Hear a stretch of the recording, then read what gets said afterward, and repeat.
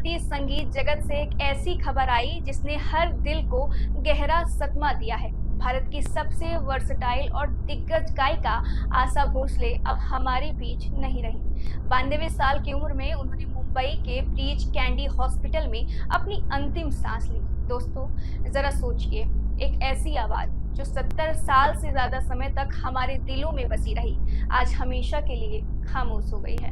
भारतीय संगीत की वो आवाज जिसने पीढ़ियों को जोड़ा, दिलों को छुआ और हर एहसास को सुर में बदल दिया, अब हमारे बीच नहीं रही। लेकिन सवाल ये है, क्या सच में ऐसी आवाजें कभी जाती हैं या वो याद बनकर हमेशा हमारे साथ रहती हैं? दोस्तों, ये कहानी सिर्फ एक सिंगर की नहीं है, ये कहानी है संघर्ष, जुनून और अमरता की। 8 सितंबर 1933 महाराष्ट्र के सांगली में जन्मी एक छोटी सी बच्ची, जिसके घर में संगीत तो था लेकिन हालात बेहद कठिन थे। उनके पिता पंडित दीनानाथ मंगेशकर एक महान शास्त्रीय गायक थे, लेकिन गरीबी इतनी थी कि स्कूल की फीस तक नहीं भर पा रहे थे। एक बेहद भावुक किस्सा है उनके बारे में।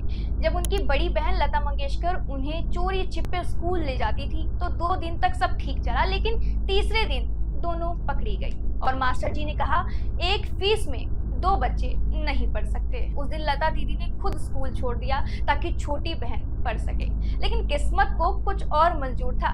सिर्फ 9 साल की उम्र में आशा जी ने अपने पिता को खो दिया और यहीं से शुरू हुआ संघर्ष का असली सफर। महज 10 साल की उम्र में उन्होंने अपना पहला गाना गाया और फिर जो सफर शुरू हुआ वो चला 82 साल तक। 12,000 से ज्यादा गाने, गिनीज वर्ल्ड रिकॉर्ड में नाम और हर शैली में महारत, चाहे शास्त्रीय हो या जैज या कैबरे। लेकिन ये सफर इतना आसान नहीं था।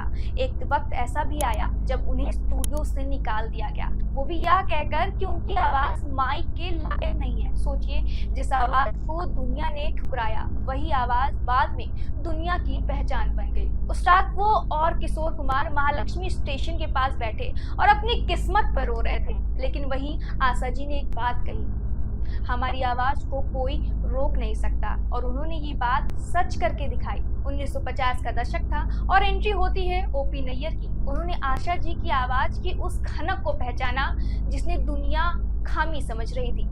उड़े जब जब जुल्फे तेरी, मांग के साथ तुम्हारा, इन गाने ने आशा भोसले को बना दिया सुपरस्टार।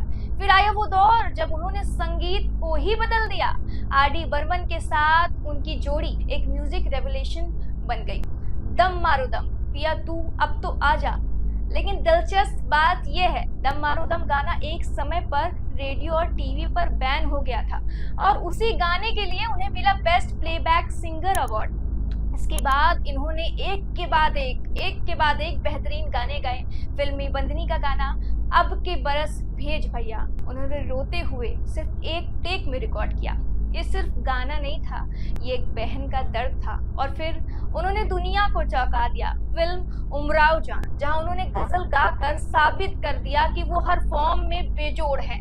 लेकिन उनकी जिंदगी की सिर्फ कामयाबी की कहानी नहीं थी। कम उम्र में शादी, टूटा हुआ रिश्ता, घरेलू संघर्ष, फिर अकेले बच्चों की परवरिश, उन्होंने हर दर्द को सुरों में बदल दिया।